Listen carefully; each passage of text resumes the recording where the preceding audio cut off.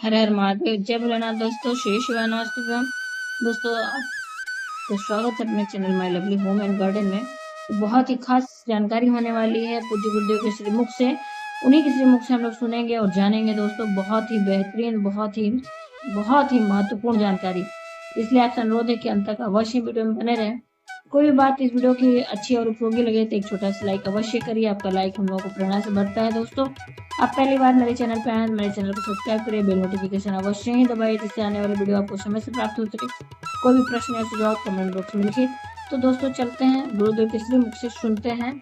इसको समझना थोड़ा कि गुरुजी बार बार बोलते हैं कि मंदिर में जाकर जल चढ़ाओ, मंदिर में जाकर पूजन करो, मंदिर में जाकर पशुपति व्रत करो, मंदिर में जाकर आराधना करो, मंदिर में जाकर भगवान शंकर को बेलपत्र चढ़ाकर खाओ, मंदिर में जाकर दुर्वा चढ़ाकर खाओ, मंदिर में जाकर भगवान को जल समर्पित करो। गुरुजी ये क्यों नहीं कहते कि घर में शंकर जी का शिवलिंग है तो उसकी आराधना कर लो, घर में जो शिवलिंग विराजमान है उसका पूजन कर लो, उस पे चढ़ी हुई बेलपत्र खा लो। मंदिर का ही वर्णन क्यों?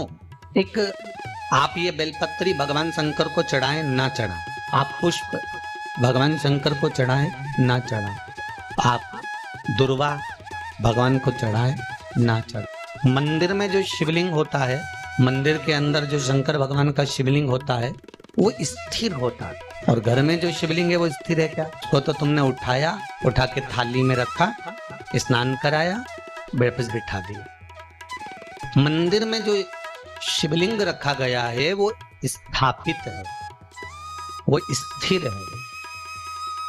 स्थापित शिवलिंग की एक महत्वता सबसे ज्यादा होती है कि उस पे अगर बेलपत्री चढ़े तो ठीक, फूल चढ़े तो ठीक, सामग्री चढ़े तो ठीक, जल चढ़े तो ठीक। उसकी सबसे बड़ी महत्वता होती है कि जितने लोग उसका दर्शन करते हैं उनकी दृष्टि ही जब भगवान पर चढ़ जाती है तो वो शिवलिंग सिद्ध होता चले जाता है और उसका फल हमें अधिक मिलता है, उसका फल हमको अधिकता में प्राप्त होता है। घर में जो शिवलिंग है, घर में जो शंकर भगवान का शिवलिंग है छोटा सा, उस पे कितने लोग दर्शन कर रहे हैं? आपने कर लिया, पति ने कर लिया, बच्चों ने कर लिया, या घर में जो सास ससुर हैं, परिवार है, कुटुंब है, उसने दर्शन कर लिया, या आपके कोई मेहमान आ गए, आपके कोई रिश्तेदार आ गए तो उन्होंने दर्शन कर लिया। समझ लेना जरा अच्छे से हो। अब घर के शिवलिंग पर परिवार वाले ही दर्शन कर रहे हैं, परिवार के लोग ही उसको दर्शित हो रहे हैं, दर्शन कर रहे हैं, पूजन कर रहे हैं। पर मंदिर का जो शिवलिंग होता है, कोई जरूरी नहीं है कि सब जाकर बेलपत्र चढ़ाएंगे, सब जाकर फूल चढ़ाएंगे, सब जाकर चावल चढ़ाएंगे, या एक लोटा जल सब जाकर चढ़ाएंगे। अगर मंदिर का दरवाजा खुला हुआ है और मंदिर के बाहर से भी कोई निकल कर जा रहा है, मंदिर उसको मालूम है कि यहाँ मंदिर है, और उसकी ये मुख, उसका ये चेहरा मंदिर की ओर भी मुड़ गया, भले गाड़ी चढ़ा रहा था, गाड़ी चलते हुए जा रही थी, भले उसको शिवलिंग दिखा ना दिखा, पर उसका चेहरा मंदिर की ओर मुड़ा तो उसकी दृष्टि का प्रसाद भगवान को चढ़ चुका था, भगवान उसको स्वीकार कर चुका। तेरे मंदिर में आना मेरा काम है और मेरी बिगड़ी बनाना तेरा काम। आप उसके सामने से निकले, आप उसकी चौखट पे से निकले, और उसके सामने उसकी चौखट से जब आप निकले तो मात्र आपका मुख घूमा और उसने आपकी भक्ति को स्वीकार कर लिया। अब एक बात हमने पहले कही थी, आप लोगों को ध्यान में है कि नहीं है?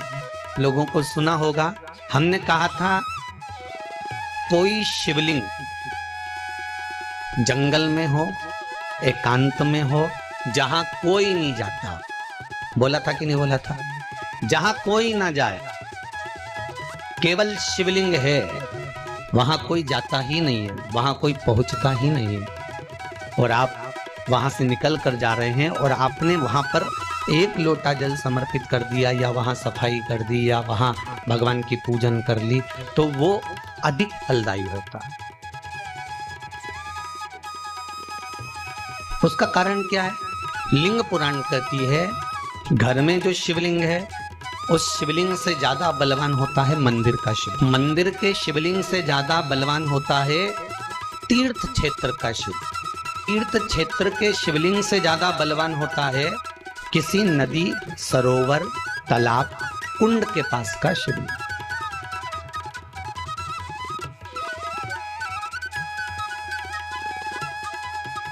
नदी, तालाब, कुंड के पास के शिवलिंग से ज्यादा बलवान होता है वन में, एकांत में, जंगल में, पहाड़ पर्वत पर, कोई शहर से दूरी पर, गुप्त स्थान पर कोई शिवलिंग है, वो बलवान होता। अब उस शिवलिंग के पास में जाकर आपने भूल से भी एक लोटा जल चढ़ा दिया या कोई थोड़ा सा कपड़ा उतार कर आपने वहां थोड़ी सी सेवा कर दी, तो उसका फल तो 1000 लाख गुना तो मिला। महाभारत की एक कथा है,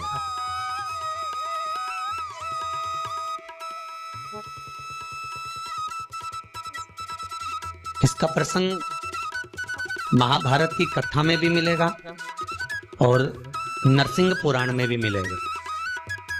अगर आपको लगे कि सियोर वाले गुरुजी कौन सी पुराण में से बोल रहे हैं, तो आप किसी ने पूछे तो बता देना, नरसिंह पुराण और महाभारत का ये पावन संवाद है।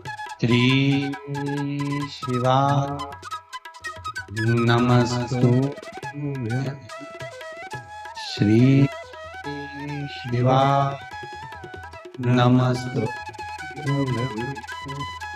दोस्तों उम्मीद करते हैं ये जानकारी आपको अच्छी और उपयोगी लगी होगी। अगर अच्छी और उपयोगी लगी तो एक लाइक छोटा सा अवश्य करिए। आप पहली बार मेरे चैनल पर आए तो मेरे चैनल को सब्सक्राइब करिए, बेल नोटिफिकेशन अवश्य दबाइए, जिससे आने वाली वीडियो आपको समय से प्राप्त हो सके। दोस्तों कोई भी प्रश्न या सुझाव हो कमेंट बॉक्स में लिख सकते हैं। फिर मिलते हैं दोस्तों एक नई जानकारी के साथ नई वीडियो में, तब तक के लिए हर हर महादेव, जय भोलेनाथ। दोस्तों शीश